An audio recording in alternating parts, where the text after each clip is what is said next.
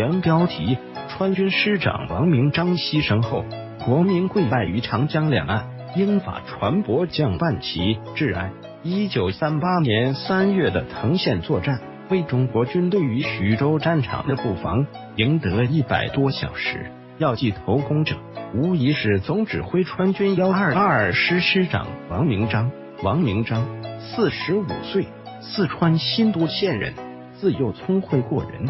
12岁投考县高等小学，名列榜首。16岁入四川陆军小学，18岁参加了著名的四川保路运动，后进入四川陆军军官学校，毕业即加入川军参加护国之役，屡建战功。北伐时已升任师长，以骁勇善战闻名。抗战初期，他率部出川，单翼草履，逐其斗笠，徒步出剑门翻秦岭，进入山西战场。出川前留下遗嘱，嘱咐家人，是以必死报国，将今年薪俸所得着留善家及子女教育之用，予以建立公益事业。战后，王明章师长的遗骸被民众寻到并细心收敛，集体装船运回四川，船沿长江溯流而行，国民跪拜于岸，英法船舶降半旗致哀。在故乡四川新都，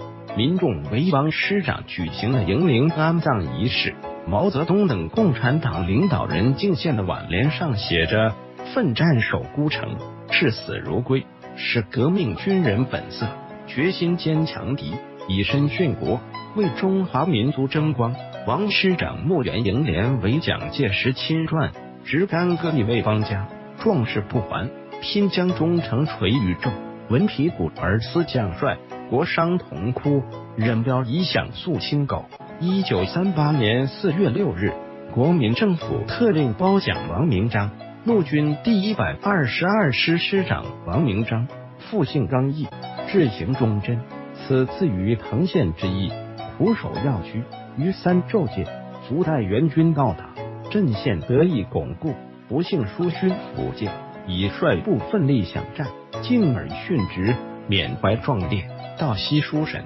应予特令褒扬，追赠陆军上将，交军事委员会从优议序，并将生平事迹存为宣抚使馆，用章中勋，以资今世，天府之国，物产丰饶，民情安然。一群川人以牺牲生命报效了国家，他们用精神和血肉赢得了一个像样的结局。就在中国军队血战藤县之时，沦陷中的南京成立了一个中华民国维新政府，这是中日开战以来在中国国土上出现的第2个汉奸伪政府。庆祝大典的会场上挂满了北洋时期的五色旗，大批日本陆军和海军军官站在台上，但是没有任何一国的使节参加。中华民国维新政府成员名单：行政院院长梁鸿志，立法院院长温宗尧，内政部部长陈群，外交部部长陈露，后连瑜，财政部部长陈锦涛，后严家炽，交通部部长梁鸿志兼，后江宏杰，教育部部长陈泽民兼，后顾城，赵正平，